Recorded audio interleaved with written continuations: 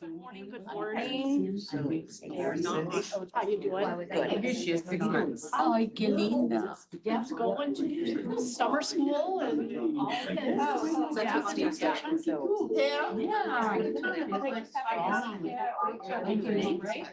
Aria. It's Aria. She's trying to eat her first. So cute at that age. And then you grow up. They have attitude. This is what my daughter. So who knows how long this is? Just in general. So if I'm here, I'm happy to. It's telling me.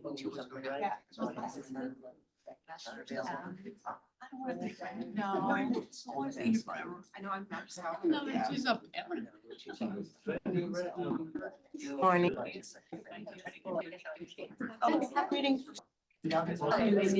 Things to do. Yeah, well, then they come out and go, why weren't you there? Because you're not out. I had nothing to I don't know, they add. might need her in there to keep it all level down. Yeah. Okay, so here's what I'm But it sounds like. Back to come and get. That's what a lot too. I don't know. So here's what it's. I should know, but I don't know. Okay. You're late. No, you're late. I know you in the policy committee, but you're late here. I was here since 8 o'clock. But you're late for this meeting. I'm just gonna read your aura. Yes. Good idea. I am late for this week. Yes. Yeah, keep it on time. Thank you for bringing that up.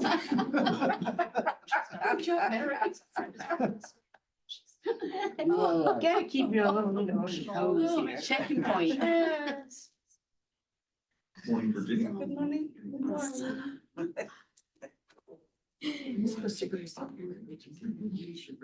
Oh, no, I don't know. You're going to start charging you. It's nice and sunny this morning. I'm so glad to see sun. I know. We hadn't had sun on the peninsula. I am not the one driving. Okay. It is a pretty white shot. Yeah, it's just more. Oh, no. Forced it. And I don't talk to you.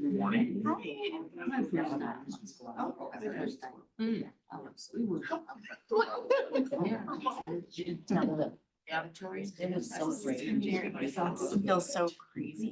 Except I have to. So the board, you're finally coming down, right, from the graduations or no? Sort of. I mean, this. It took me a second to lift the log.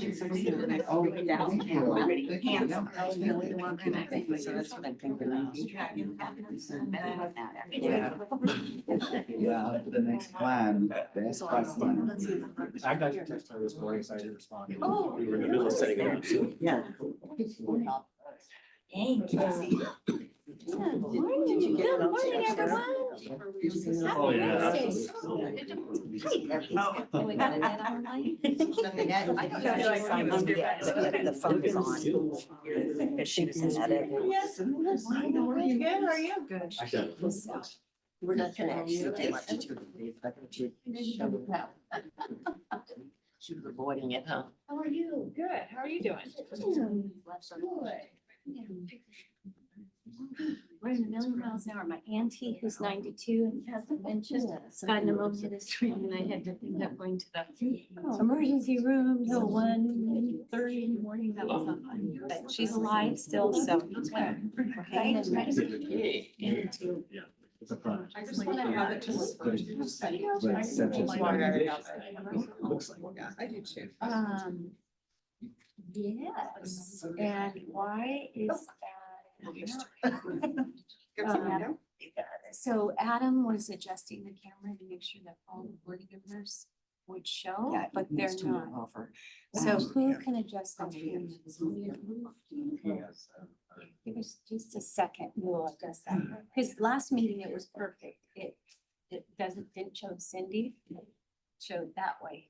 And today it looks like it's the opposite. Yeah, it's cutting on Sandra and including Cindy. So give us just a sec to tweak it. Should I start the meeting? Or Wait a second.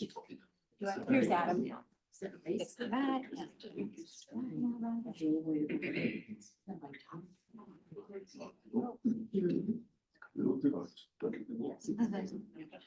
See what you have to do. I don't know where. Thank you. You want to be on it? You don't want to be on it? No. I'm okay if I'm not on. Disaster waiting to happen right As now. soon as you. Yeah. That's okay. Dr. Vela is right there. Do you think? So, Yeah. Well, that's okay. You have to come next one. Yeah, okay. Gets left out. Before I call the meeting to order, I want to remind you all that we are being recorded. So it is 9:06. I'm going to call the meeting to order.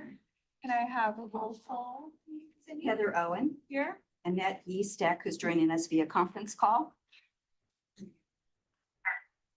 John McPherson. Here. Virginia Mendoza. Here. Jaime Fernandez. Here. Mary Claypool. Present. Sandra Ocampo. Here. Dr. Janine Gus. Present. Nubia, can I get you to lead us in the Pledge of Allegiance, please?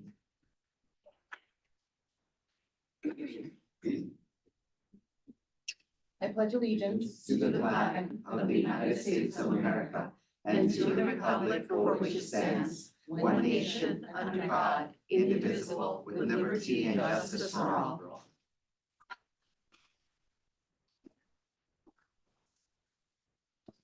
Adoption of the agenda. Are there any changes, additions to the agenda? No. approve. Second. We need to do roll call vote. Yes.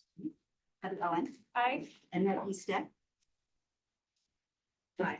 John McPherson. Aye. Virginia Mendoza. Aye. Jaime Fernandez. Aye. Mary Claypool. Aye. Sandra Ocampo. Aye. Okay, motion passes. We are gonna go on to communications. Is there any correspondence? Oh, yes, sorry. We did receive notice that the continuance for the Greenfield petition was accepted and they are going to continue it until November. Okay. But they did let us know that beyond November, we will not get any more continuances. So we have to get it figured out prior. All right, thank you. Are there any oral comments from the public that are not related to items on the agenda? Seeing none, okay, we're gonna move on to item 3, the consent agenda. Move to approve. Second. Can I get a roll call vote, please? Heather Owen, Aye. Annette Eastek. Aye. John McPherson. Aye. Virginia Mendoza. Aye. Jaime Fernandez. Aye. Mary Claypool. Aye. Sandra Ocampo. Aye. Okay, it's been moved and approved. So we are on to item 4. There's no staff recognition. No unfinished business. And we're gonna start with items 6, new business action items.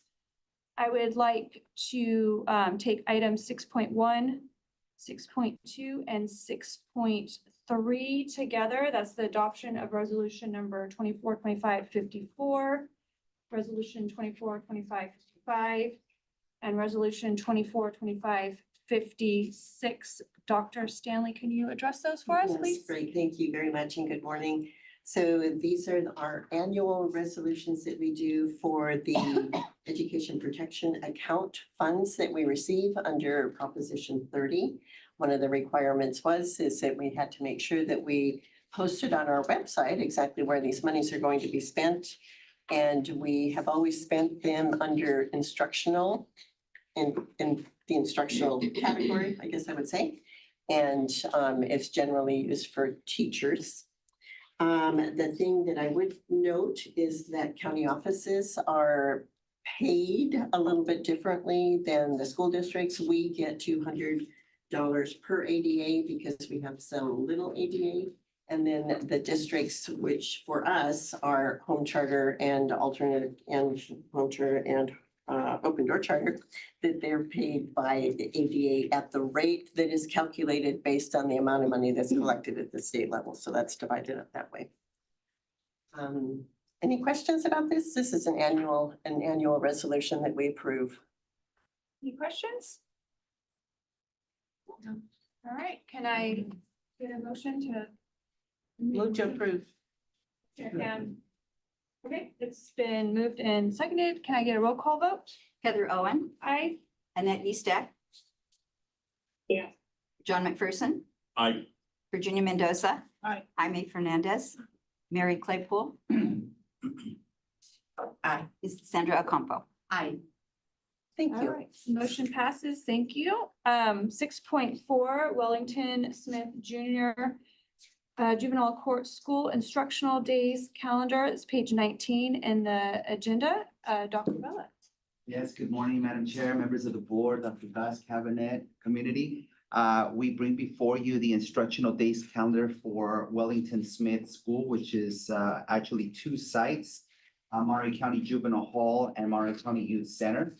As you know, we're required to have year-round services for our students at those facilities and have staff on board. And thus we bring to you the calendar, not only for the traditional school days that you would think like August to June, but then adding additional days during June and July. Let me take any questions. Do we have any questions? Yes. Why are we adding 2 additional days in June and July? So it is required by education code that in law facilities that serve youth, that serve students that are not graduated from high school, that we have classes during the summer or through the summer. And so as we've done the last couple of years, we bring before you this calendar because it is unique to the traditional 180-day calendar that we have for our community school. Gotcha. Any other questions? I actually have a question for you. I see in December, we're observing Lincoln's birthday, which is actually a February, I believe. And then in January, we're observing a spring break holiday. I'm wondering why we have those two items in months that don't correspond to the item. Good question. And I'm going to ask Ms. Butler to answer that for us. So we negotiate holidays with the holiday calendar with our labor groups. And they chose to move and we agreed to move those two holidays in December so that we can have a longer holiday period.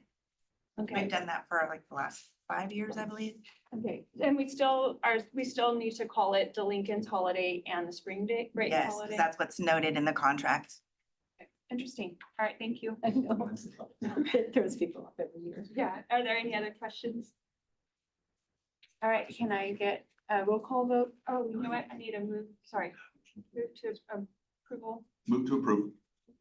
Second. Okay, it's been moved and seconded. Can I get a roll call vote, please? Heather Owen, Aye. Annette Eastek. Aye. John McPherson. Aye. Virginia Mendoza. Aye. Jaime Fernandez. Mary Claypool. Aye. Sandra Acampo. Aye. All right, its motion passes and we are on to 6.5. Reading difficulties risk screener, page 23 in the agenda, and that's it to you again, Dr. Bella. Yes, thank you, Madam President. This is a new requirement for public schools in California that they adopt a reading risk screener for students in grades kindergarten to third grade. Us as a county office, we support students in those grades both in our Monterey County Home Charter School and in our special education division. And so we bring before you a risk screener that was open for public display for 30 days, May 1st through June 1st. We took this screener through our textbook adoption process. We have a policy, as you know, anytime we are going to adopt a new curriculum, we have to take it through a process by which we establish committees that review the state adopted tools In this case, the state the State Board of Education approved 4 tools that then schools could select from. Both home charter and special ed established a committee that reviewed all the tools and thus made the recommendation, bringing to public display the multitude screener. The multitude screener comes out of the University of San Francisco. It is a screener that is at no cost, but it is also a screener that measures dyslexia levels, et cetera. You may ask, well, if sounds like it's an assessment, why are we bringing it through like a curriculum adoption? And that's a great question. The way it was passed through legislation and then ended on ed code is that it does need to be approved as one would approve a curricular adoption. And so we took it through the process that is established in our board policy. And so now we bring it before you for approval. Again, committees of both schools have looked at it closely. Certainly we would understand the uniqueness of our special education department and that in some cases the screener may not be appropriate. But nevertheless, we've adopted the tool and we would have it available and ready and train staff on it so that we could utilize it as it's intended to by the state. Are there any questions? Yes, please. Yes. I read through and I was really impressed how the committee was able to make it work in addition to help kids that are kindergartens, grade 1 and grade 2.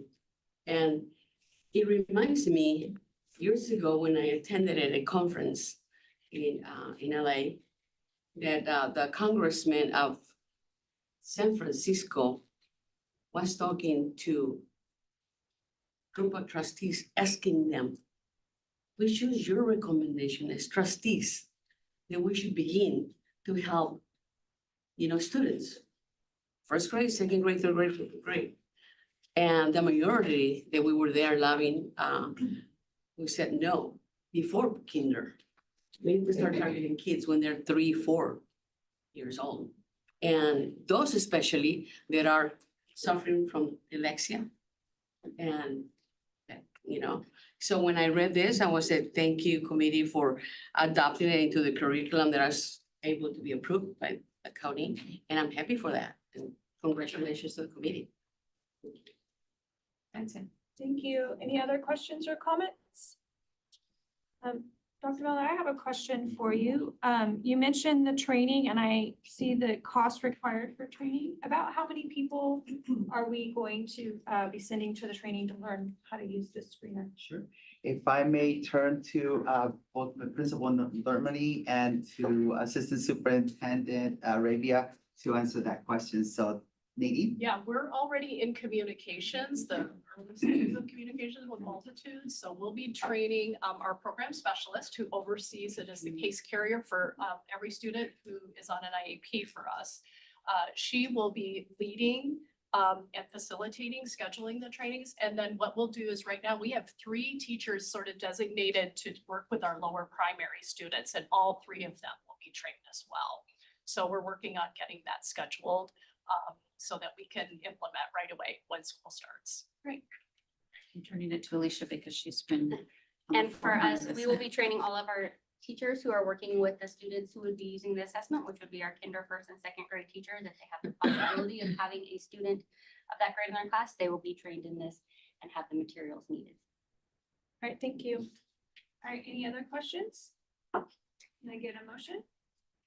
I move to approve this action item 6.5. Second. Then move. Seconded. Can I get a roll call vote?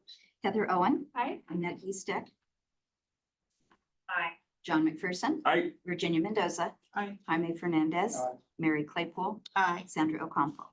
Aye. All right, motion passes. Thank you. Item 6.6, nomination of Association of California County Boards of Education, ACCBE, member alternate representative, page 33 in the agenda. Dr. Gus. Yes, so you may recall at our last meeting, ACCDE had asked this board to identify one liaison to serve as the go-between between our board and ACCDE. At that last meeting, you selected, it was Heather. Yes. Who got that lucky position. And then right after, Heather called and said, you know, we should probably select an alternate as well, because most of our JPAs or most of our assignments, we typically pick who the liaison is, and then we also select who the alternate is, just in case the person who is the liaison is unable to attend. And so you see the item before you here, we are looking for an alternate, just in case Heather is not able to attend the meeting or function. Can you remind us when the meetings are and where they are? So far, they have all been virtual, and we can't tell you when they are because right now it's primarily trainings that have come up. Yeah, they're in Unless the you've received something the, new. It's been Zoom. It's been Zoom and it's been in the evenings, and they're asking that they aren't, so far have not attended an actual meeting, they've just been, trainings. And Annette attended one for me, and then I attended the last one. But they are, gonna start having meetings coming up in, a meeting is scheduled in Sacramento in August. I think is the first in-person meeting. I just got notification of that, yesterday. So. I'll forward it to you. Annette? Unless someone else wants to do this, I'm willing to be Heather's alternate. But if someone else really wants to do it, I would feel free to do that. I'm happy to step aside.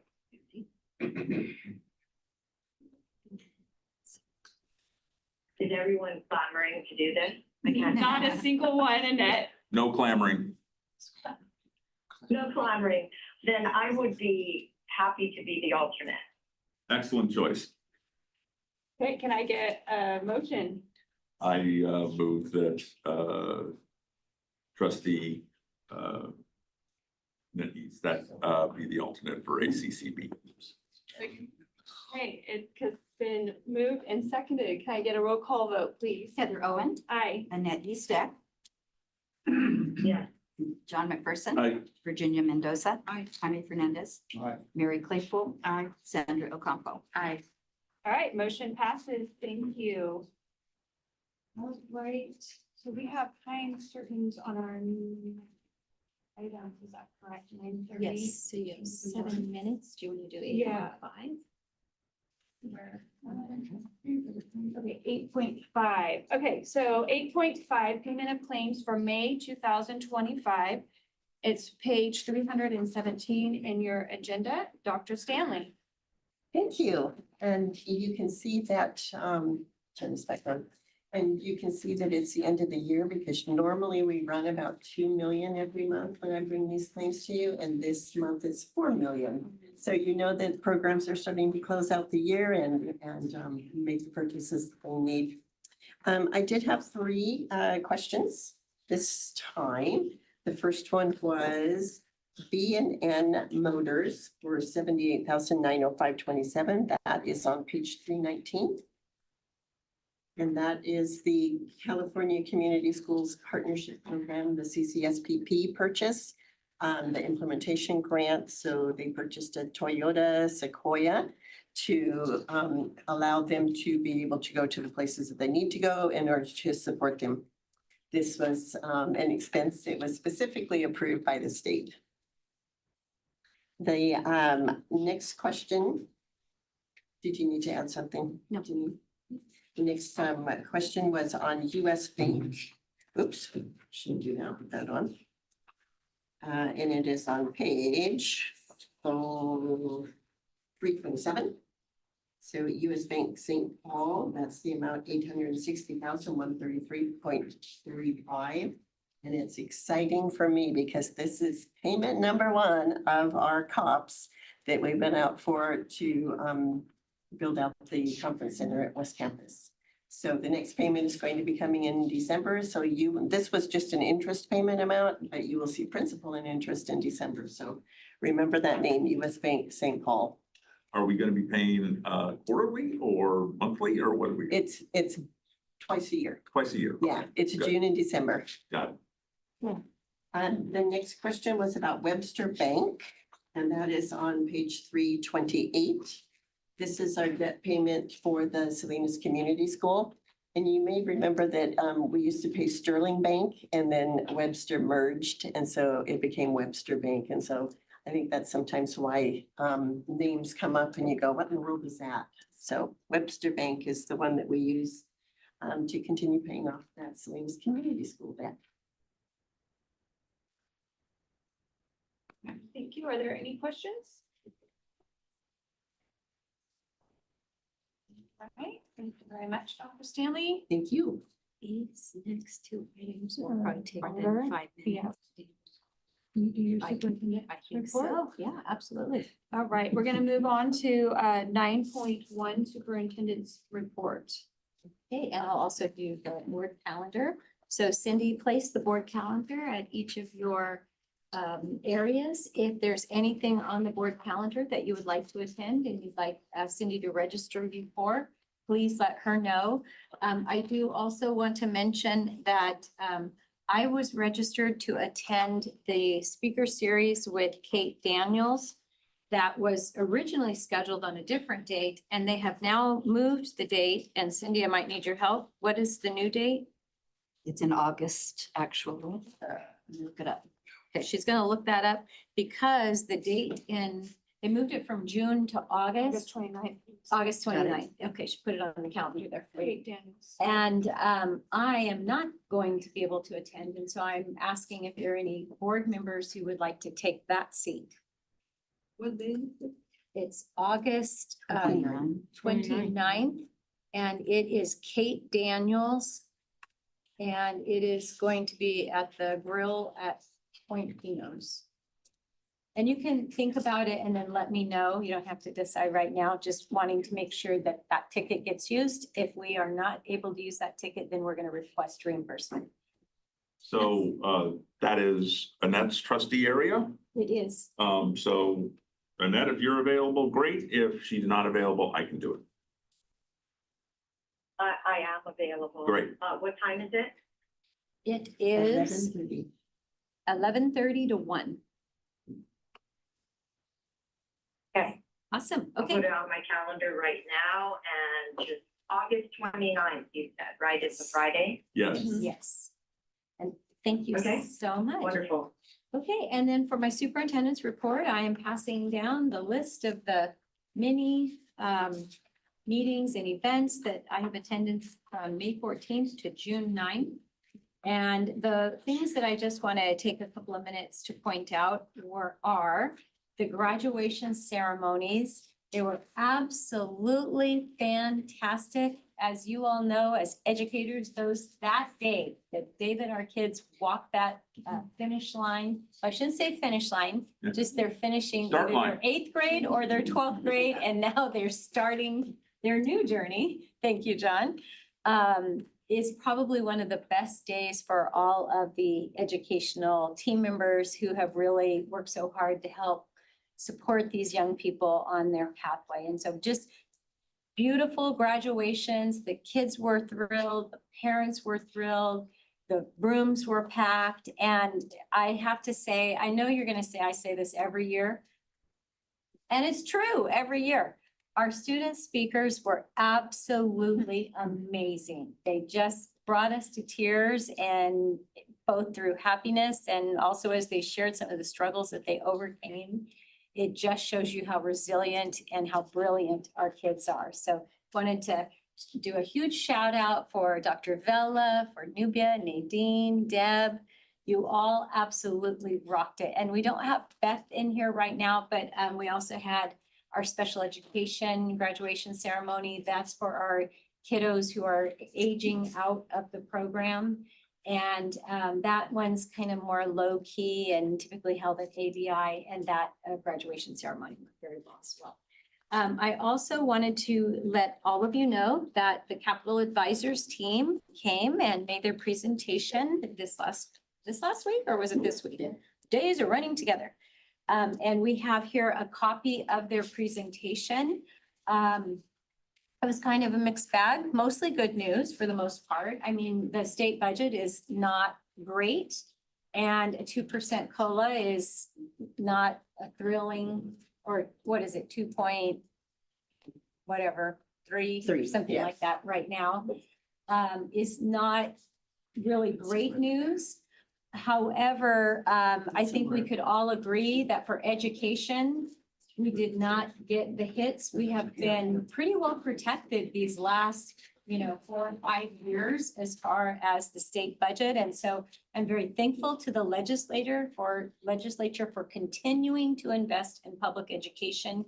And even when we do have shortfalls, to try to keep the money where it's most needed and can have the greatest impact. So I'm thankful for that. We did have a great conversation about the federal situation. And as you know, that continues to evolve. We were advised that, because we talked a little bit at the last meeting about our migrant program and the need to advocate for our migrant program, otherwise that funding will be cut. We were advised that we might want to wait until the great big bill gets dealt with first, because that has to happen first, and then it's the federal budget that will be the focus. We are working with our federal advocates to make sure that what our state advocates are telling us is actually the best advice, and then we will go from there. But I did want to let you know, we have drafted, and we're still working on it, so it's still in draft form, an advocacy plan where we will be generating multiple letters. We're going to be asking people to make phone calls. We do intend to have a press conference. We don't have the date set yet, but the idea behind the press conference is we will be inviting the media to hear the stories of our migrant students and our migrant families so that they can hear about how impactful the program is, how the dollars are used, and why the dollars need to continue to flow for our migrant program students. So you're going to hear more about this. I will be drafting a draft letter that I'm going to be bringing to the county board at our next board meeting, hoping that you will approve. Feel free at that meeting to tweak the language, change it up as needed. But if multiple groups, both county superintendent, county board, are very interested agricultural employers and partners can get behind this effort, it will, I think, be a very impactful way to approach what we're experiencing right now. Again, I don't know if this will be enough to change the minds of the decision makers, but we're going to give it our very best effort. And I do just want to say, we have Dr. Vela here today, and we had Costa here last time. We don't have him here right now.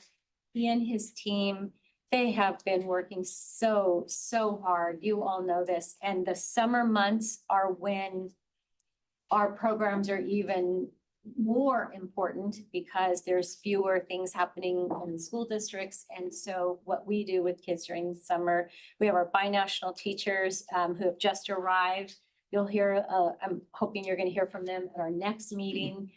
But just know it's a huge hit to the morale of the staff if you don't know that you're going to be able to continue the good work that you've been doing for many, many years. And so if you see them, I ask you, please just give them a handshake or an encouraging message to hang in there. Our kids need us.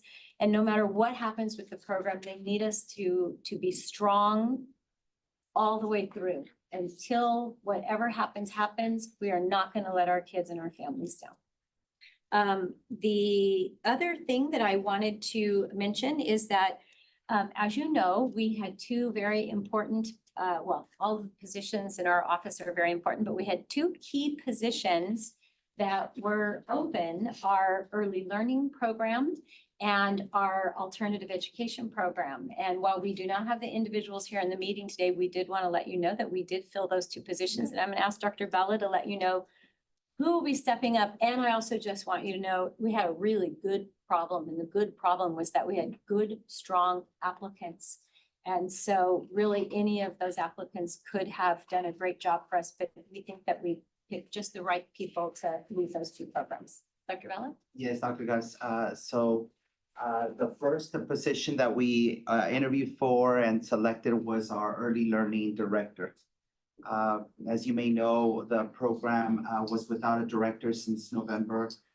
We continued to support the program, and we're happy to announce that Annabelle Garcia, who comes to us with over 30 years of experience in the early learning field, will now be the director starting July 1st. Annabelle was with the program for 3 decades before taking a position with our RTEC, with our regional technical assistants. And now she has applied and was selected to be the director. Annabelle will be surrounded by an outstanding team that is in place there at Head Start and Early Learning. And she brings expertise not only with Head Start, but with early Head Start and with state preschool. And so Annabelle will be a great fit for that program. We've already started connecting a little bit. One of the advantages of her being an internal candidate is that we have a relationship with her. She knows the mechanisms at MCOE and then a connection with our team already. So we're looking forward to welcoming her. Then we interviewed, went through the process and selected Stephanie Olmsted. Stephanie Olmsted, last name Omste, Olmsted. She comes from the Alameda County Office of Education, where she's currently working as an administrator in an alternative education there out of Oakland. Prior to that, she operated a juvenile hall over at San Joaquin County Office of Education. So Stephanie comes with tremendous experience, knowledge, and excitement. I'm in touch with her nearly every other day. She's very excited to get started. She would also start in July 1st, and she would be relocating, already found an apartment in Marina. So she's very excited to relocate and get started. She would also be surrounded by an amazing staff and administrators and teachers. And so we're excited to welcome her, orient her. What I appreciate about Stephanie, of course, not only her experience, is she's been very pronounced about understanding our context first. And she, throughout all of the interviews, underscored that while she brings expertise and knowledge herself, like every good leader, she wants to take the pause to understand the local context, get to know people, build relationships, and then certainly bring in her innovation, her ideas, along with what the staff has to offer. So we're very excited for both. They will continue to be my direct reports. I will work with them closely. In fact, the first couple of months, I already have a routine of onboarding our senior directors through site visits, introductions to all of the departments, connections to the CDE contacts, connections to all of the community partners. In both of these cases, there are a lot of community partners that involve. Certainly probation is one of our key partners. So establishing already meet and greets with from Chief Ramirez through the site directors, both at the LOC facilities, and then Gregory Lazard, who some of you met at the graduation, that we would introduce them. But yeah, we're excited to bring them on board, and we will bring them before the board to introduce them as soon as we can. And I just want to add that we're really excited because Stephanie, as Dr. Vela mentioned, did work at the San Joaquin County Office of Ed. And you might recall at our retreat, we talked a little bit about the fact that the San Joaquin County Office of Ed launched their, for the lack of the correct term, but you'll get the idea, their barista truck. And I'm looking at Deb and Nubia because they might know the correct name. She was part of launching that program for their alt ed students there. So she will be able to bring that knowledge and experience here. And I know Deb and Nubia had that amazing vision for our alt ed program to eventually get there and do something similar to that. So we're really excited. These two ladies are gonna work so beautifully with Stephanie coming in to just continue to make great things happen for our kids. So anyway, very exciting. And then the last two things very quickly. I'm going to pass down the plaque from the Panetta Institute. So on Monday, we had the last lecture in this year's Panetta lecture series. And because we are sponsors, we receive a plaque every year. So that's for the board. And then I think lastly, because I'm going to ask Annette if she's going to cover this other item, which is the adolescent outpatient treatment program. Annette, are you going to cover that during your board report? I have the flyers for the board members.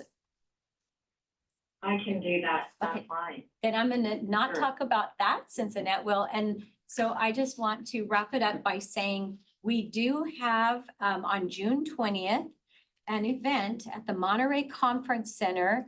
It's called the Family and Community, it's the Computer Science Models of Practice Summit. And there is going to be a day from 8:30 to 3 where it's family and community members who are invited, and they get to learn all about computer science. How do you support your young people who are interested in going into this particular industry sector? And we do have flyers in English and in Spanish. If you could help us get the word out, because right now our signups for parents is lower than we had hoped. And so we want to make sure we're spreading the word. I only have one copy of the flyer right now, but if you are interested or you think you know somebody who would be interested, I can email you the flyer. So for now, I'm just going to pass it down so you can read a little bit more about it. And that concludes my report. Thank you, Dr. Gus. Okay, we are going to move on to our public hearings. Item 8.1, public hearing on the proposed alternative education program 2025-2026 local control and accountability plan on page 35 of the agenda. And I'm going to open the public hearing at 9:42. Is there any public input or comments on this item?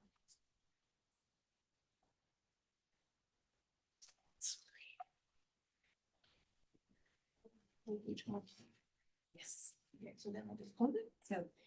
So there's no public here to make any comment, but I don't want the board to feel discouraged that there's not any public here, because the public actually attends the stakeholder feedback sessions. And so if the board so pleases, since you do have a little bit of time, if you'd like to hear from Nubia, because this one's the alt-ed one, right? Yes. Alt-ed first, about how that feedback went and what she heard from the individuals. That'd be great. Or Deb. I was gonna do that one, and I'm gonna- Deb, thank you, Deb. Sorry. That's right, you get the lucky honor of being the LCAP queen. I have the MCOE LCAP Queen crown. So I'm here, happy to answer any of your questions. We get feedback all year long from our stakeholders, families, parents. We've made very intentional opportunities to outreach to families individually, as well as through our school site council and family events. Really with a huge partnership with the CCSPP grant, the community partner grant that we have on our site. It comes through loud and clear time and time again that alternative education students arrive to us extremely credit deficient, generally marginalized out of their experiences in the big comprehensive schools for a wide variety of reasons. We have a very high population of socioeconomically disadvantaged students, long-term English learners tend to also be the characteristic of our English learner population. And so we really want to focus our efforts on individualized help for those students to reach their graduation goals and their post-secondary opportunities that they're seeking. Families are asking for very high staff to student ratios for these students. They're referred to us by probation through truancy. They're referred to us through the criminal probation process for juveniles, the 602s. And we also receive expulsions from all across the county that we serve. So those are the priority students that we have in the alternative education programs, specifically Salinas Community School, which is an independent study model so that we can be very flexible about time of day, transportation needs that students have, needs for work. We have opportunities to connect them to work. And these are the kinds of things our families and students keep asking for through our funding models. And but a highlight this year, they want more help with mental health services. So the student support block grant that we get as a county office of education, we're expanding contracts with county behavioral health services. And then in the juvenile court school, you know, we served 200 different families this year. Those students are also served through this LCAP. And we are really focusing on having the ability to keep small classroom sizes, quickly identify, quickly identify gaps in their instruction, instructional needs, connecting them back to their school because kids are not there for very long generally. So those transition services are also a big focus in our LCAP plan. So I'm here to answer any questions you might have. Again, this is the county LCAP, so it's for those schools are the focus of the funding. Any questions? Yes, Mary? On the expulsions, what % of your student population comes from expulsions? And when they're expelled, are they expelled for just one school term or is it for a longer period? Or do they have the option of going back? So the students always have the option of going back if they meet their expulsion requirements, but the expulsion requirements are individualized for that student dependent upon the board actions from the school districts they're coming from. So we've seen everything from through the rest of the semester to like the maximum allowable under ed code, depending on what happened and the incidences. I would say, maybe if you want to confirm with me, I think about 30% of our kids are expelled, maybe a little less. Maybe a little less than that. Yeah, maybe a little less. No. Any other questions? Only 30%? Yeah, we get a lot of 602 referrals, which are through probation, and I think it prevents some expulsions that could happen because yeah. So are you saying, just to make sure I'm clear on this, that the students who come to you through like juvenile hall or that the schools are not expelling them, but those kids are coming to us because they're incarcerated? They're coming to us because probation and the parents through ed code are allowed to refer to community school programs. So if they felt like that was a better fit for a child who's been identified at risk, they come to our community school programs. Just because you go to juvenile hall does not by any stretch mean that you come to community school programs. In fact, most of the students, I'm the principal for that program, most of our students go back to their districts. And we work really closely with the district student services divisions to make sure that the flow back and forth happens, that the credits are applied quickly for the high school students and that they know the kids are, we have a whole communication process to make sure they know the kids are coming back. Seems like that has changed over time. That there, It has. I think maybe this change coincides with the dashboard and the school districts getting red or orange on the dashboard if you expel too many students. And that too many could be very few, but you could end up in red or orange by just expelling, 3 students in 1 year could put you there depending on how many students you have at your school or at your district. So interesting, because it's a huge shift, I think, over time. I think so. I have 18 years in alternative education and I've seen that shift. It's significant. And our population needs have changed. And I really feel like this LCAP addresses those needs. The transiency rate for our students is very, very high. We have been monitoring the amount of schools that our high school students have been attending, and it's not uncommon to see a student come to us who's attended 3 or 4 high schools. So you can imagine what that does to their scope and sequence of their educational experience in high school. Why are there so many different schools again? Um, Everything from homelessness and students being forced to move because of the economy in this county, I think is one really big reason. Sometimes one of the ways I think that districts, and I don't work for a comprehensive district, but just an informal observation is that if there's like trouble brewing, okay, let's give them a chance over here. And so they'll change schools. And sometimes that works, you know, but we receive students who maybe have had those moves and it didn't work and they've been referred to us by either their parents, probation, the school district, or partnering agencies. Sometimes we'll identify students that need a different option. So if a parent requested, does it have to be approved by the district? No, we have a parent referral process through Ed Code. They can request to come to alternative education programs, and if we're able to meet FAPE and the needs of the student, we can enroll them. We're it says county offices of education may provide that service to parent referrals. Thank you. Anything else? We do so many important things here, but none more important than the alternative education program.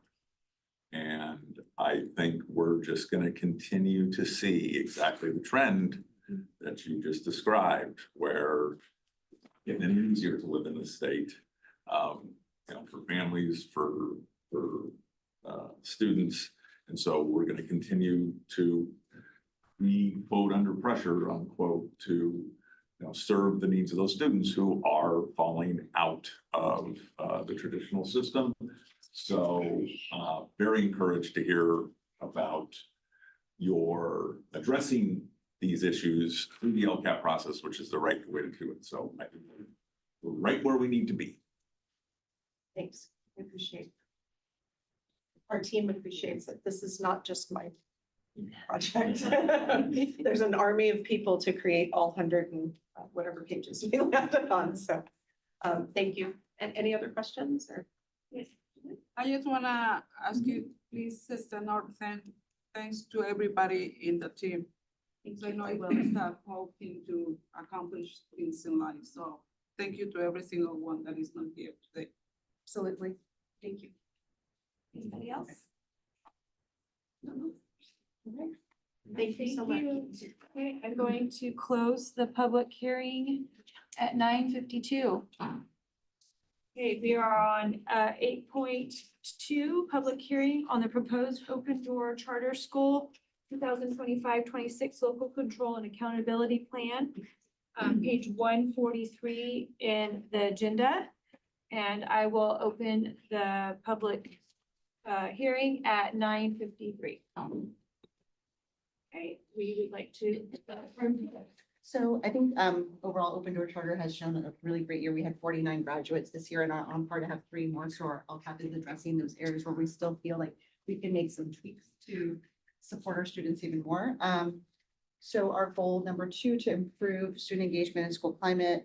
We are looking at training on SEL, social emotional learning, and trauma-informed processes for our students, as well as aligning some of our parent, student, like feedback sessions and site council meetings to our CCSP funded events, because we feel like getting the community involved at different levels encourages them to continue to stay on. So we're already planning out that Wednesdays are going to be part of that CCSPP. You're welcome to join us because it is a community event on Wednesday evenings next year. The Y, we've already contracted with them to have some opportunities for engagement. And then we are expanding college and career readiness opportunities, and we're working with workforce development agencies, dual enrollment, local colleges, Hartnell, and visiting other colleges and have students going out and seeing that and we're also helping students with resume building, and we're working on some plans to do some exit interviews so that we are seeing even students who necessarily weren't successful that year. Maybe they've had to step back from their education, exit interviewing them to find out what is it we could have done differently to ensure that we provide the services that maybe. So that's for next year. We've already built into that. And then for goal number 4, improving instructional quality and access to a broad course of study. We're continually offering ongoing professional development, and really focusing on UDL, universal design for learning, and interest-driven pathways. So really aligning what students are learning to their career and future goals, to ensure that they are engaged in their learning and really value what they're learning and feel like they can use it in the future. And expanding abilities to, like, for our teachers to travel to students or for students to meet with teachers in different locations, because for some of our families, especially those living in South County, King City, it has been a struggle. So this year we did allow one of our teachers to travel all the way down to meet with students, and we are going to continue to do that, maybe make that a little bit more robust as well. Okay. Are there any questions? We're also doing summer school this year, and we are expecting 3 more grads. So after the 49, we should be up to. Oh. Yeah, so we're excited. Yes. Well, thank you so Thank you. much. I'm going to close the public hearing. 9:52. 6:66. Okay, so we are on to 8.3, public hearing on the proposed Monterey County Home Charter School 2025-26 local control and accountability plan on page 223 of your agenda. And I'm going to open the public hearing at 9:56. Good morning. Nice to see you. All LCAPs and updates start with your community and the input that you get from your community. So we also agendize our LCAP, we over-agendize it in our charter advisory board meetings to make sure there's plenty of opportunity. And I think the minimum requirement is twice that you agendize it. I think I had it 4 times this year, so that listing our goals and actions to the community so that there's more than 2 opportunities to discuss the LCAP or bring it forward, whether it's to me or the entire charter advisory board. Our continued initiative is to really help and support our students with math, as well as our parents. We implemented in this current LCAP our daily math connection this year for grades K through 8, so that every single day students have 30 minutes of targeted math instruction with one of our teachers on our staff. That continues to be a need in the community results surveys that we had. Parents would like more. They also stated because of that daily connection within the math, they learned as well. And in a homeschooling model where all students in grades K through 8 are, the main instruction component comes from home, that was critical this year as well. The biggest change to this, or addition, I should say, to the LCAP, this is our update. Last year, we redid the entire 3-year plan, is that we are going to do access those learning recovery block grant funds. And we added an action, you'll see in goal 1, we added action 11. And the justification for that is the supplemental need for instruction for our students who have deficits in academics. Part of that package, that's a $100,000 package that we've added that will be tagged on to our curriculum pilot for next year. So it's a great way to use those learning recovery funds and add multiple supplemental intervention tools for our students and our parents. So this will include an on-demand tutoring for our students in K through 12, of which parents can use as well for themselves. When you only see our teachers for a limited number of minutes per week or time per week, having a gap of when you can email a teacher, but it's different when you can actually talk to somebody or engage within and get immediate assistance when you're struggling with a concept at home as a homeschooler. And so I think adding that package, it's going to provide, it has pathways for math. It has for all grade levels. It also has a component for grades 6 through 12 that I'm going to give you a real-time example that just happened a couple months ago. If you have let's say it's a 10th grader who really has a gap in their foundational math skills, we don't ever want to say to a student or pull 6th grade materials. We want to modify those materials so that it looks age appropriate, but is still addressing the need to shore up where the gap is in their math foundation. So this will add in that supplemental, if we have a 10th grader who really needs to back up, it's not going to present in a way that a 3rd grader might see it, or a lower primary student. It will present those instructional materials to a student that's age appropriate. So, and that's just a little bit what's in that package. If you look in the LCAP under the general summary area, and I know the page numbers are different, I didn't bring my computer up, but I put a pretty extensive narrative in there of what that package is going to include. Or I say package, but it's an add-on. And we really do feel, parents and our staff, this is really important for our students to add. It's not something that Home Charter has had in this model before. And it's a big missing component in filling in, we kind of talked like filling a Grand Canyon with a shovel, kind of. And you know, we looked at our 7th and 8th graders this year who were in COVID, and 2nd and 3rd graders where we learned fractions, mixed numbers, place values. And, you know, having to back up that to get that, it's like building a house, as we say, without the foundation, you can't put the addition of the 2nd story on there. So overall in our LCAP, it's important that it's community driven based on what our parents, students, and staff would like to see happen in Home Charter. But also the big addition in this LCAP for next year is that supplemental package, accessing our Learning Recovery Block Grant funds. And I'm happy to answer any questions. Any questions? Yes, Mary. On page 5 of 89, under general information, it says strategic focus for 2025-26 is on piloting a digital curriculum. Correct. How is that different from what you do currently? Right now, we hand out textbooks that are, it's been a long time since Home Charter had an adoption. Our materials are outdated and they do not reflect, especially for our high schools, what they need in their post-secondary choices that they make. So we have the pilots in place. It's already been approved and the funds were there for us to be able to pilot a digital curriculum for grades, for all of our grades, K through 12.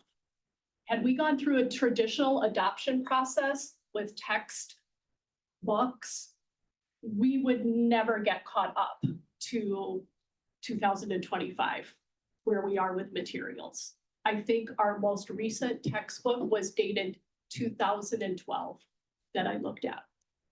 So who had to approve the digital curriculum? So it's just a pilot. Oh, it's Yeah, just a it's pilot. right, exactly. So what we'll do next year in the fall is we're gonna go about instructional days, and then we're gonna create a survey so that parents can respond. How do you like this platform?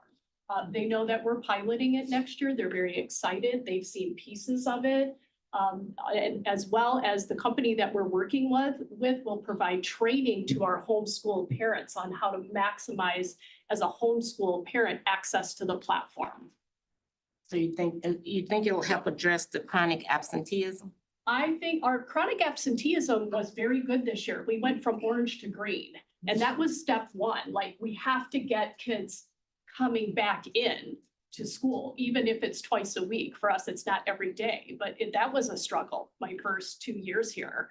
And so now we've got that piece up. Kids are coming, they're attending, they're meeting with their teacher. Now we have to maximize that time when they're there with the instruction piece. I think digital is good, but how do you actually monitor? I mean, kids are pretty smart these days. They are. When it So comes to this, computers. it's a great question. We actually already did a 3-hour webinar training on this curriculum. And I've used this before in a past position that I had. What it allows us to do that we cannot do now is when a student is engaged in let's say a unit for science, we can see how quickly they have gone through it, or if we need to back up and slow down. We can see how much time they've engaged within the platform. We don't know how much time really a student is spending when they walk away from us each week in Home Charter. they might tell us they've spent, you know, 6 hours a day on their schoolwork, but we don't really know that. The work is submitted digitally. It allows us to back up and adjust.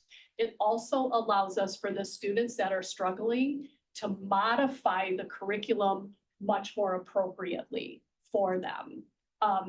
There's a lot of talk about credit deficient high schoolers right now, which is also happening to us as well, even though we're not really an alternative education program. So we do need to be able at times modify curriculum so that the student can work on the basic parts, requirements, and then still attain their credits. So it allows that as well.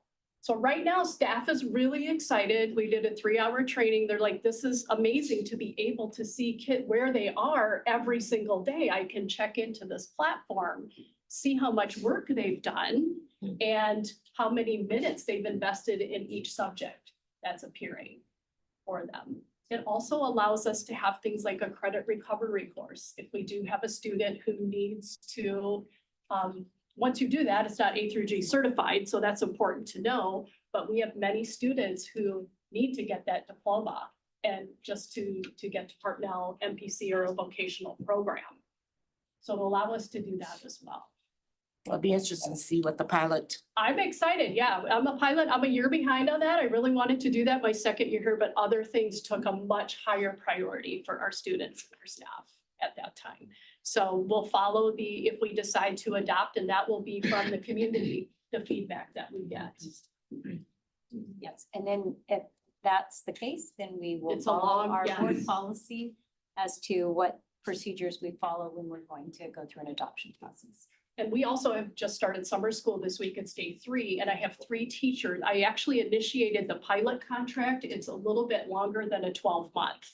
I think it was 15, maybe I did 15 months on it, or a 16-month contract. And what that's done is it's allowed us to kind of play in the sandbox on the platform instead of doing PD one day before school starts. I also have 3 teachers using the platform this summer for math, especially algebra.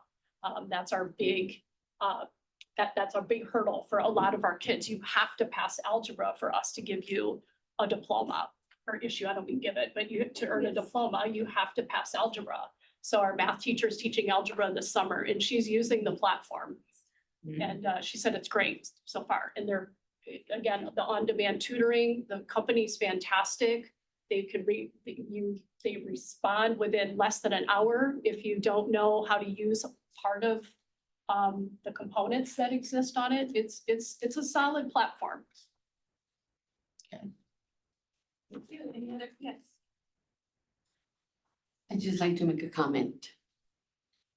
In comparison from last time that you were here, as you got the job, and it was like, you know, status code. And you were dealing with so much stuff at the time. In comparison today, I mean, it's amazing from what I'm hearing. And I'm happy, and congratulations your staff for the supplemental $100,000, who's gonna be benefiting all the needs of every school student, and also training for teachers. Second of all, congratulations once again from stepping from orange to green in absenteeism, which makes it wonderful, because this is what we should be targeting. Why are our kids absent from the school? What's causing that absenteeism? Either family sickness, whatever, lose a job, moving away. So, and third of all is that I cannot wait to see, you know, with all this new information, where we will see the charter school in the incoming year. So, Thank you. once again, thank you for your job and the committee pleasure. as well. Thank you, Madam Chair. Thank you. Any other questions or comments? I just had a question about the staff, since we spent so much time talking about this new adoption or the pilot. Are there any other districts that are using this? I'm just curious if this platform or digital methodology has been used elsewhere successfully in our county. Yes, I actually used it in my previous setting before arriving here, which is what drew me to it. It's also highly endorsed by the California Charter Schools Association, specifically for homeschoolers and independent study. And your previous That was makes sense. Santa Rita?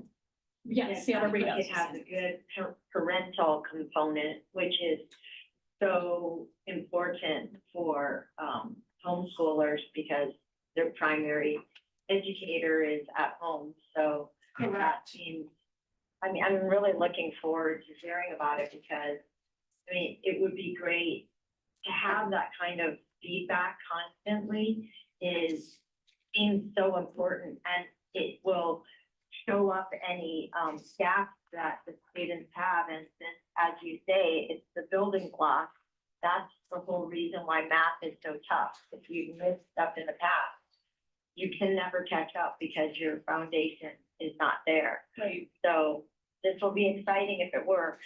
Yeah, we're excited.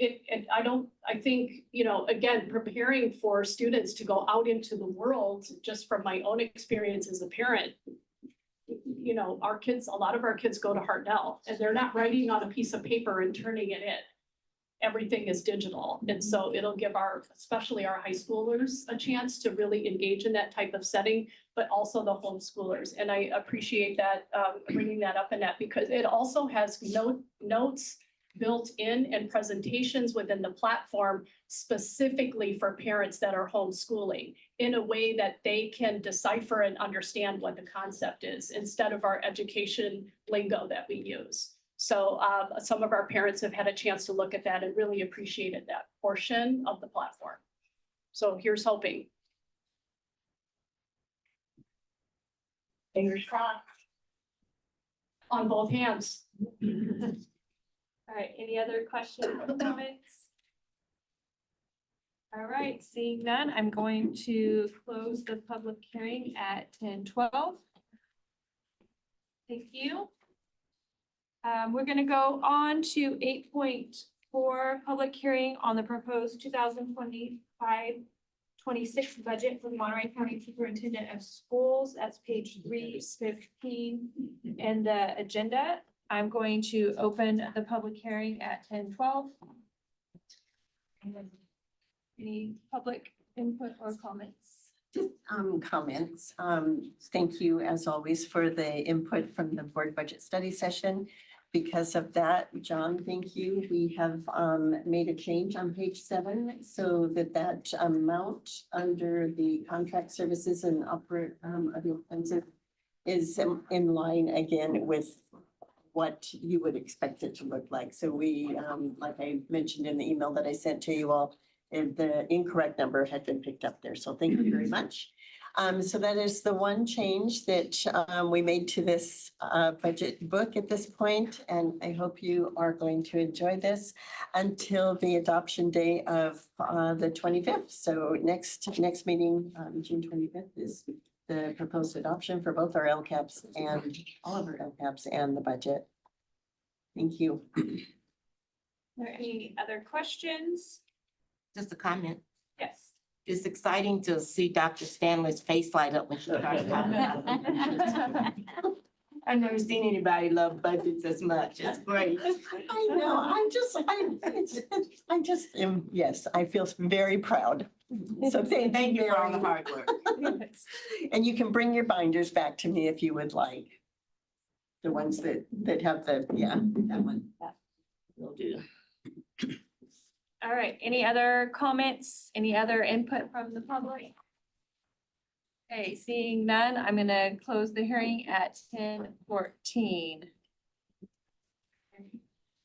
Heather? Yes. I have a question. Might it make sense, since Nadine is there, to skip to the item 8.6? You might have already thought of doing that since Yeah, they're doing their annual report. Yeah, it's next coming up next. And we have time, I Okay, believe we great. have plenty of Sorry. time before our next time certain, so. We're gonna move on Great. to 8.6 Monterey County Home Charter School Annual Report, page 367. This is Dr. Vella and Yes. Ms. Dermody. Thank you, President Owen. Reintroduce Principal Nadine Dermody that is going to walk us through their annual report. Thank you. Double header or double feature today, I guess, for home charter. I have a short presentation for you today. Pieces of the information are also just a recap from what we did in January and February. But there are some pieces in here I'd like to expand on if there's time, not too lengthy, just to go into it a little bit. Here we go with our annual report. I'm terrible with the clicker, but I guess I go error forward, right? These are our demographics. Real quick on our facilities, we're still in West Campus, but we're looking forward to a move that's coming up here real soon. We'll be spending the month of July transitioning to the Morgantini building. And we are very fortunate that we don't have to move in a week because where nobody's moving into West Campus, we get to take a little bit of time and we can use the month of July to transition our program from West Campus into the Morgantini building.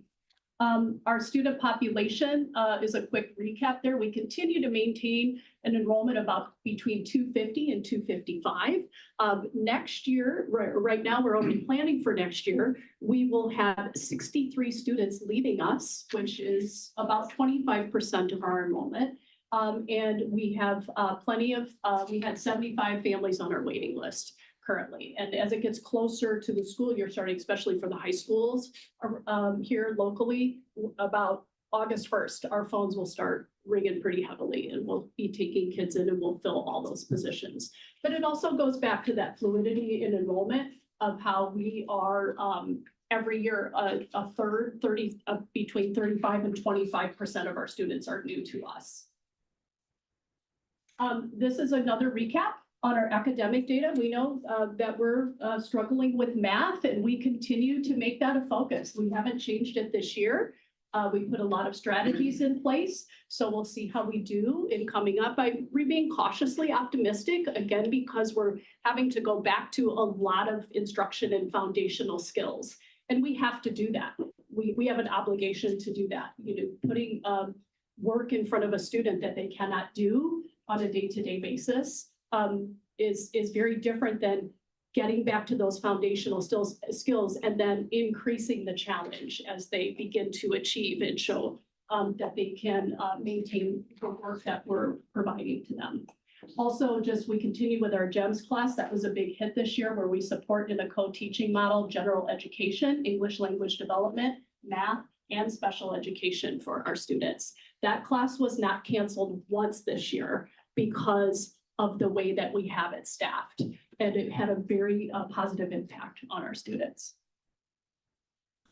We do serve all populations, our special education, English language learners, as well as socioeconomically disadvantaged. We've all seen recently in the news that that's an issue with McKinney-Vento students, that it's increasing. And I don't mean an issue in a bad way. It's like, what do we do as a school to do more to support that and help our students who are experiencing homelessness?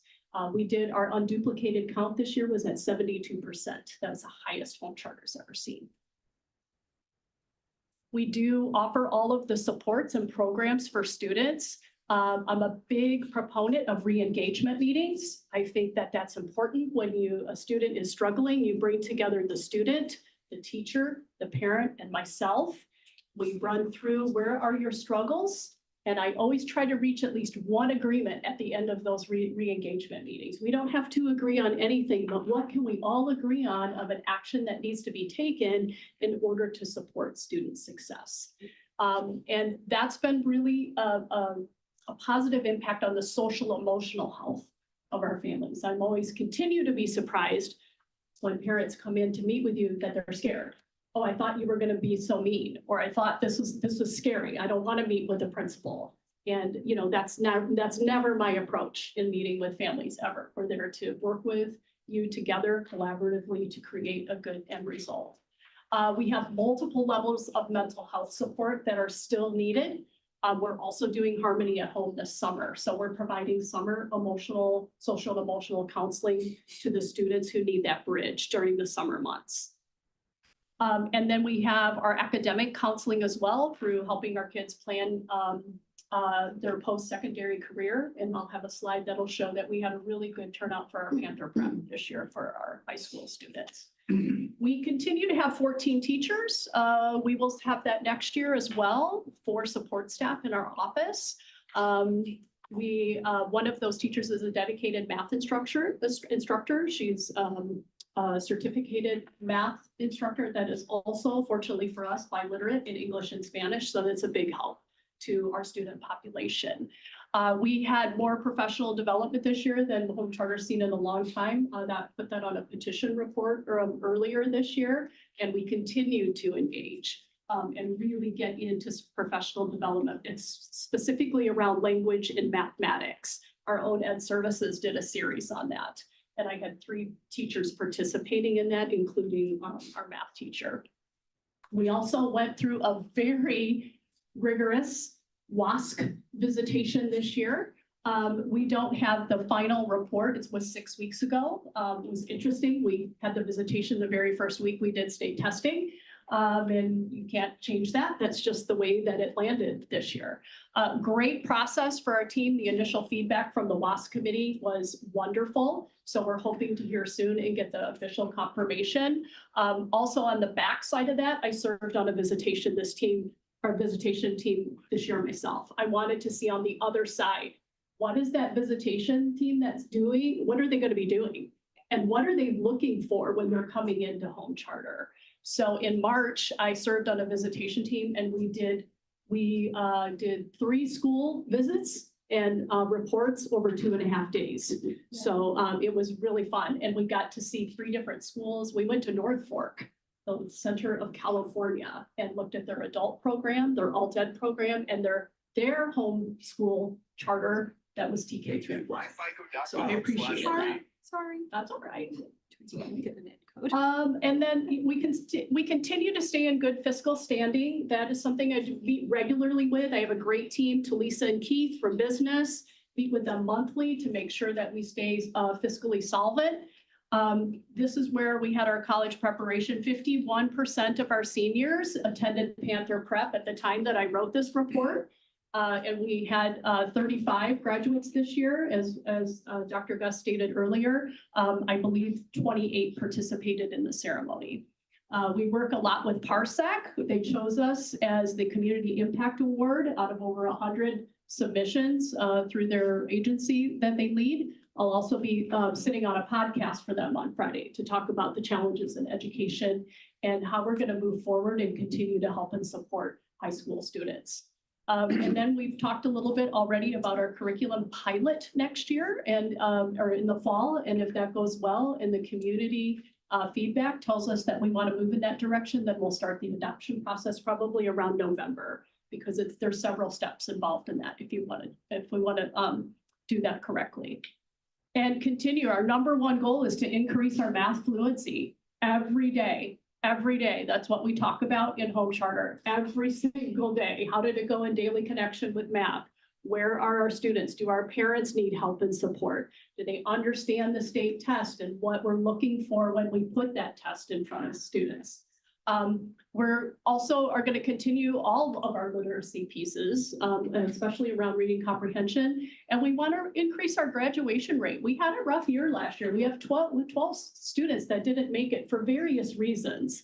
The majority of them arriving to us credit deficient. And we don't at MCOE have a policy to reduce of a reduced credit pathway. So in Home Charter, you have to have a student has to get accumulate 220 credits in order for us to issue a diploma to them.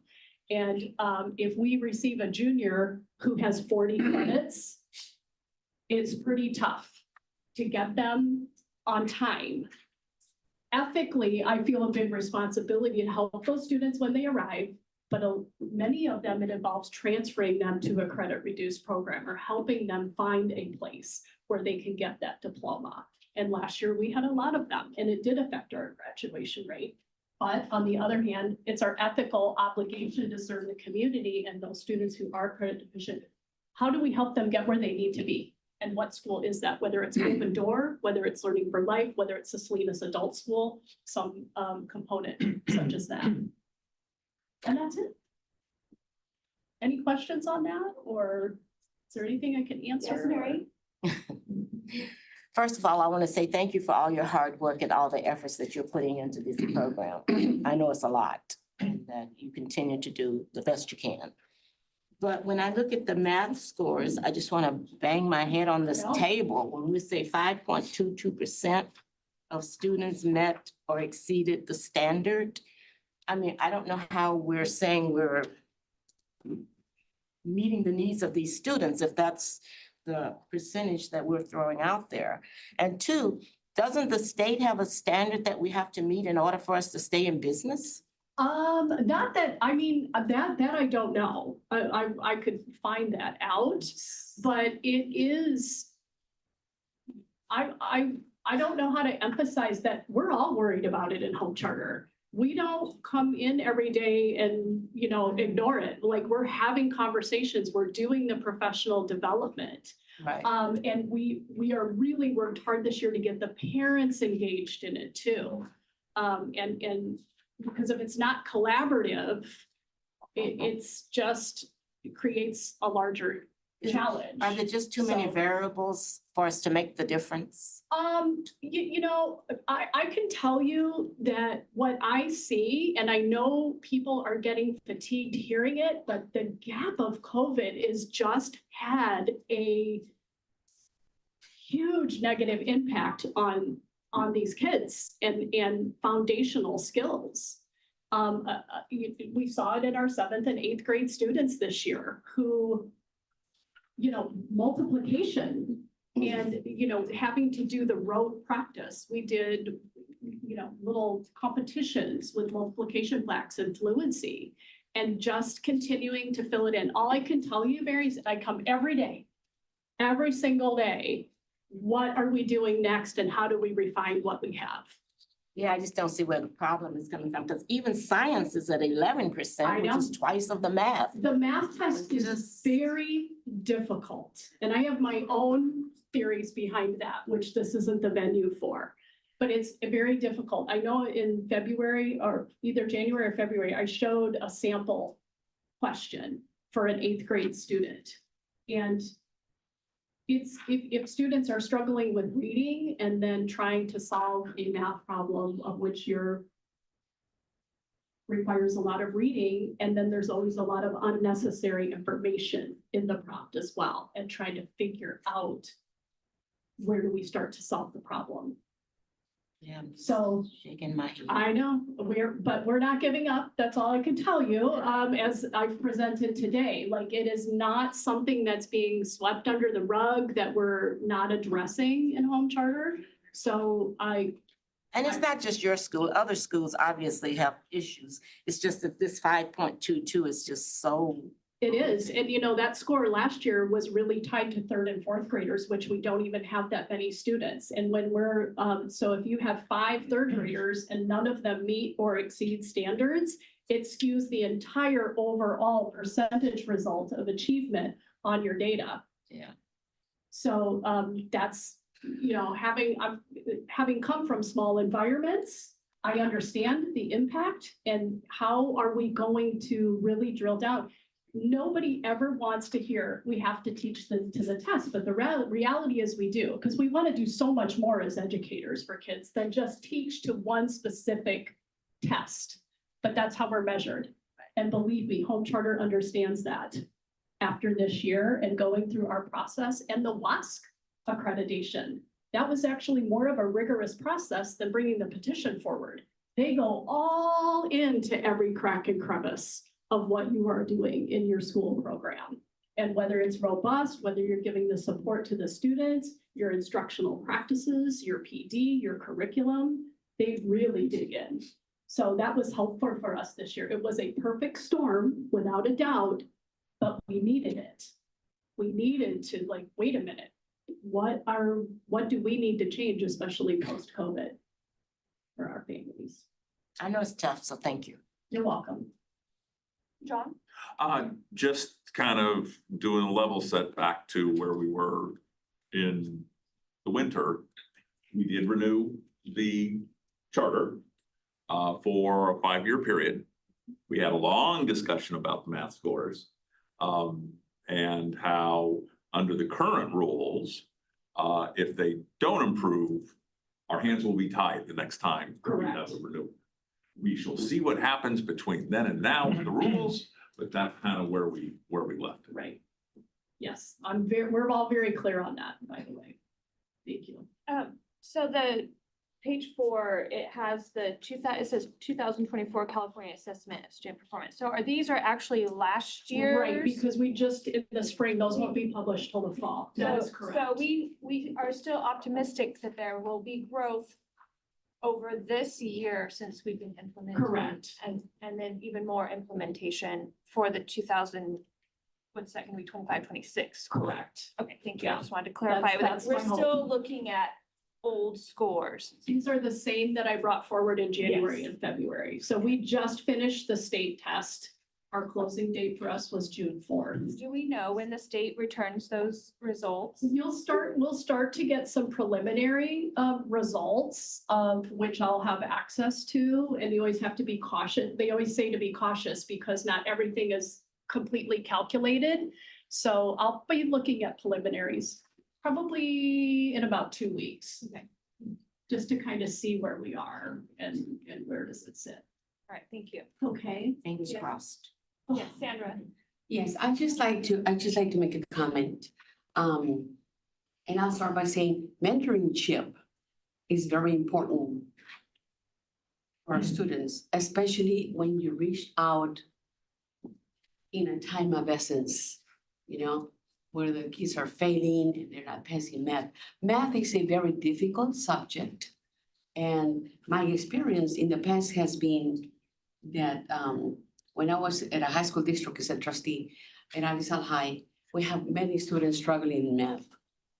And so out of that need, one of our math teachers at Alisal High was willing to be a mentor for those kids that were lagging big time. And so what my husband and I did was to look for an anonymous donor from the agriculture department who will pay Saturdays and Sundays for tutoring Alisal students who were lagging big time in math.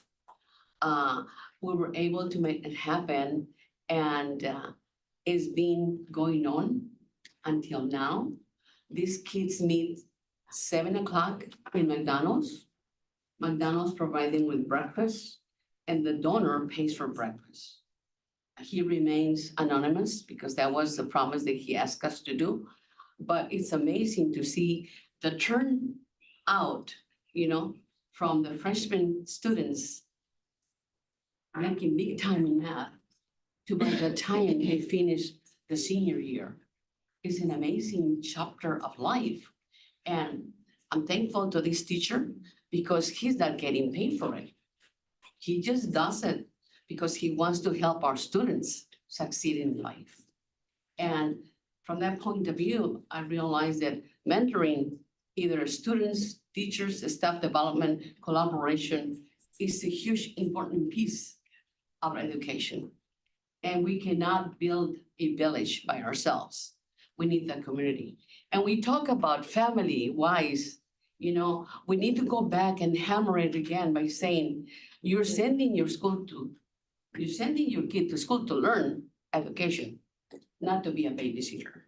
So you have, as parents, the responsibility to educate the kids at home and make them understand that when they come to us, they're coming to us to learn how to read and write.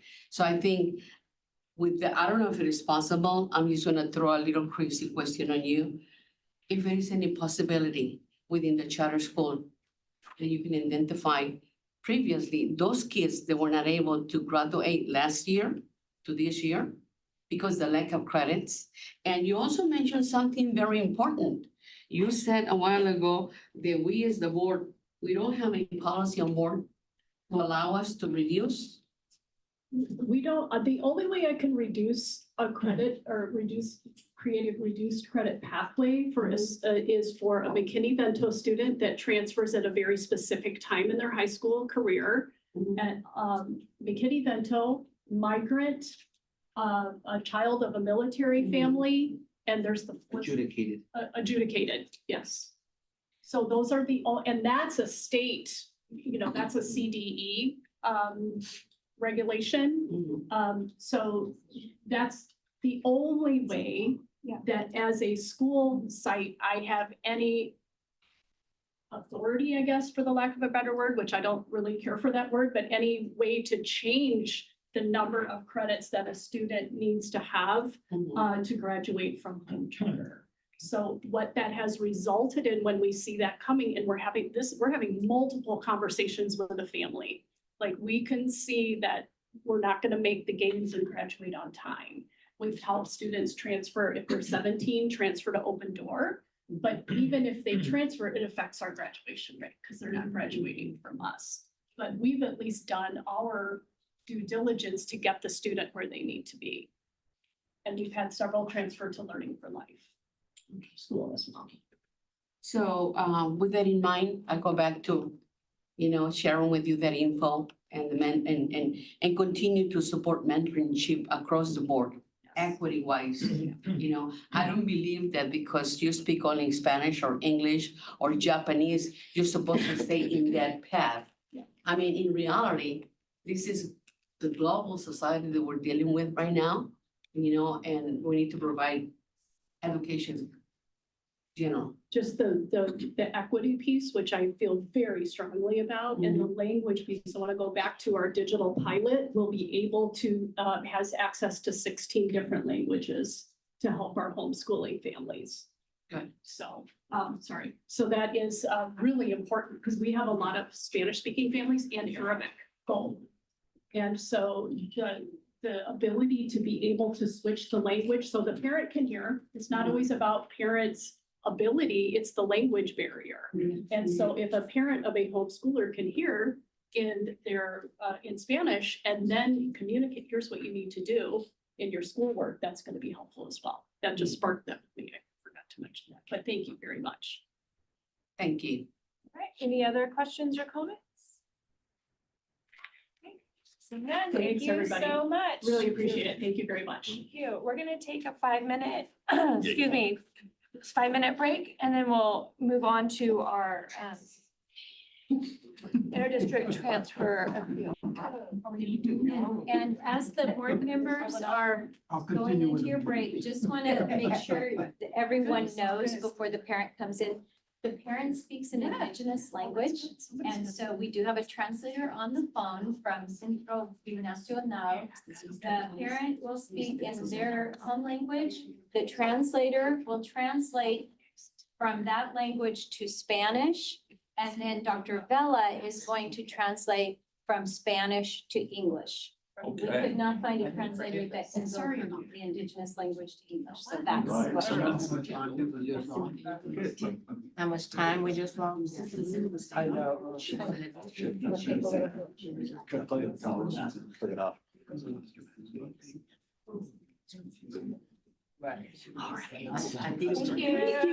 Thanks. I got a lot, back to my lot today. I keep telling myself, I said, I have all to do what to be. I'm not even Oh, Raise, of course. But so I just. Yeah, it's like. Está bien. Buenos días. I am aware. If you roll from whatever to whatever, that's payroll, not us. Y este, Okay, I will know that you said that. I'll go talk to her. Well, okay. Because I have someone who's ahorita super vamos a supportive empezar. about wanting Tenemos unos 5 minutos PDF, más. I'm wanting to know La why. señora Oh, yeah, sí. And so when I heard you say aquí está ahorita. Yeah. Y también I tenemos knew who she was, but I wanted to just Vela, confirm. él va a ayudar a traducir Yeah. de español a inglés para la mesa directiva aquí. So, Y ahorita nomás tenemos un descanso de 5 Okay, minutos. Y ahorita vamos a empezar. Nomás-